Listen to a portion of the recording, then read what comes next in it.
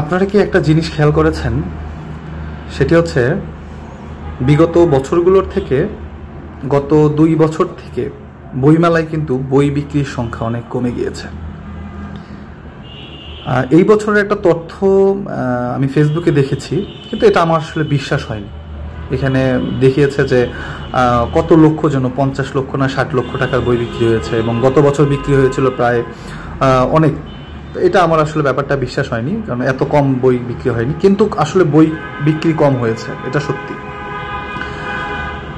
আমার কাছে কেন যেন মনে হয় যে হুমায়ুন আহমেদ স্যার যখন মারা গিয়েছেন, হ্যাঁ, তখন থেকে বইমেলার চিত্রটা আসলে চেঞ্জ হয়েছে। আমরা ছোটবেলায় বই পড়তাম, হুমায়ুন আহমেদ স্যারের উপন্যাস পড়তাম। হুমায়ুন আহমেদ স্যারের আসলে উপন্যাসের জন্য এখনও অপেক্ষা করি, কিন্তু জানি উনি কখনো ফিরে আসবেন না, ওনার নতুন কোনো উপন্যাস আসবেন না। আগে টিভি দেখার একটা অভ্যাস ছিল। টিভিতে কি দেখতাম?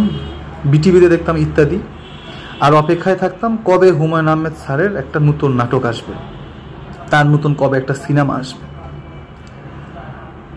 তারপর আগে ছিলেন আনিসুল হক, জাফর ইকবাল, এনাদের আরও অনেক গুণী গুণী কিছু লেখক রয়েছেন, তো যাদের বইগুলো একসময় তাদেরকে আমরা দেখতাম, এই বইয়ের পাতায় দেখতাম, এবং তাদেরকে দেখার একটা আগ্রহ ছিল। তারা লিখে, তারা ভালো নাট্য রচনা করে তারা পাবলিসিটি পেয়েছে। আর বর্তমান সময়ের ব্যবস্থাটা কি? আপনার টিকটকে বা ফেসবুকে ভাইরাল কোনো ব্যক্তি, আপনার পাবলিসিটি আছে, কয়েক মিলিয়ন ফলোয়ার্স আছে আপনার, আপনি রাইটার হয়ে গেছেন। কে আসলো? ওই যে মোস্তাক নাকি তিশার ভালোবাসা নিয়ে বই নিয়ে নামলো। তারপর এবারের বইমেলায় কে আসলো? কাফি। হ্যাঁ, কয়েল জ্বালিয়ে আর কুত্তা দেখিয়েছে, ইউটিউবে ভাইরাল হইল। ভাইরাল হওয়াটা স্বাভাবিক। তা ভাই, তোর বই লেখার কি যোগ্যতা আছে? তারপর আবার দেখলাম ওই যে রনি, ঢাকা ইউনিভার্সিটিতে পড়ে চা বিক্রি করে।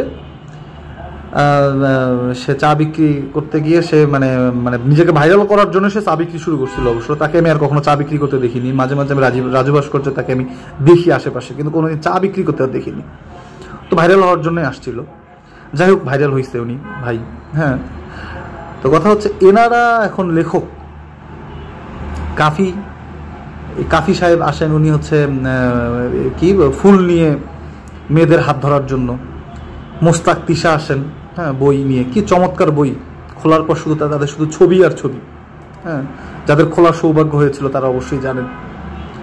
আমিও এবার বইমেলা থেকে দুটা বই কিনে নিয়ে আসছি একজন কবির। ওনার আবৃত্তি আমার খুব পছন্দ। আমি নিজেও ওনার বই নিয়ে এসে খুব হতাশ। পুরো পৃষ্ঠা মিলে নিচে একটা 4 লাইন স্ট্যাটাস। ফেসবুকে যে আমার স্ট্যাটাস লিখি, 4 লাইন 5 লাইন, সেই স্ট্যাটাস লিখে রাখছে। হ্যাঁ, পুরো একটা পেজ মিলে নিচে একটা স্ট্যাটাস। আবার পরের পেজ গেলাম, পুরা পেজ মিলে ওই এক মাথার উপরে এক কোণা একটা স্ট্যাটাস, 6 লাইনের স্ট্যাটাস, 4 লাইনের 2 লাইনের একটা স্ট্যাটাস নিয়ে একটা বইয়ের পেজ বানাইছে, দিয়ে কবিতার বই প্রকাশ করছে। সেই বইয়ের মূল্য আবার 300 টাকার কাছে গেছে। এটা একটা ফাজলামো না? একটা বই ফাজলামো তো একটা সীমা থাকা দরকার, তাই না?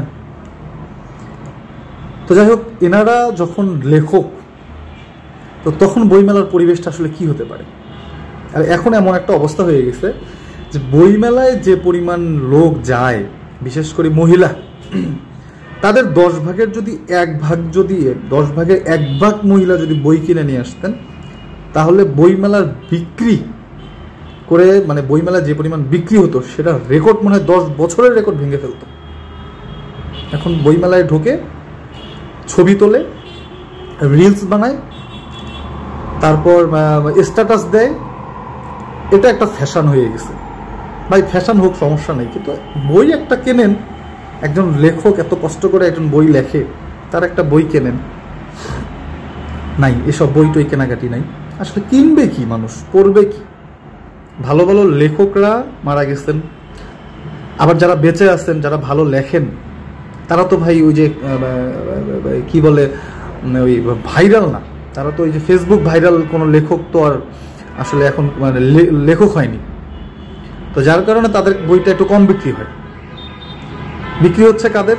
এই যে আউল ফাউল কিছু লোকের বই বিক্রি হচ্ছে, ভিতরে কোনো লেখা নাই, কোনো কিচ্ছু নাই। হ্যাঁ, ওই যে আমি ধরেন একটা লেখা, আমি রাস্তা দিয়ে হেঁটে যাচ্ছি, যেমন আমি নিজেও একজন আবৃত্তি করি। হ্যাঁ, আমি নিজেও একজন আবৃত্তিকারক। আমি নিজেও 2টা লাইন কিন্তু লিখতে পারি। তখন এই দুটো লাইন লিখে একটা বইয়ের একটা পেজ সাজাই ফেলে আমি একটা বইমেলায় বই নিয়ে গেছি, আমার তো একটা লেখার একটা মাধুর্যতা থাকতে হবে ভাই, কোনো কিছু নাই। আসলে গুণী লোকরা চলে যাওয়ার পর থেকে বইমেলার পরিবেশটা নষ্ট হয়ে গেছে, খুব আফসোস। কি চলতেছে, কি হচ্ছে? এখন অপেক্ষায় আছি যে পরের বার বইমেলায় অবশ্যই বই বের হবে হিরো আলমের, আর হচ্ছে আই এম রিপন ভিডিও, আমপাতা জামপাতা এরকম যে যে কবিতাগুলো আছে। তো এরকম আরও কিছু লেখক আছে, টিকটকার মামুন, অপু ভাই, হ্যাঁ, এরাও কিন্তু আসলে এখন ধীরে ধীরে বইমেলায় বই নিয়ে আসবে। কিন্তু অবাক হওয়ার কিছু নেই, অপেক্ষা করতে থাকেন, আসবে, এভাবেই আসবে।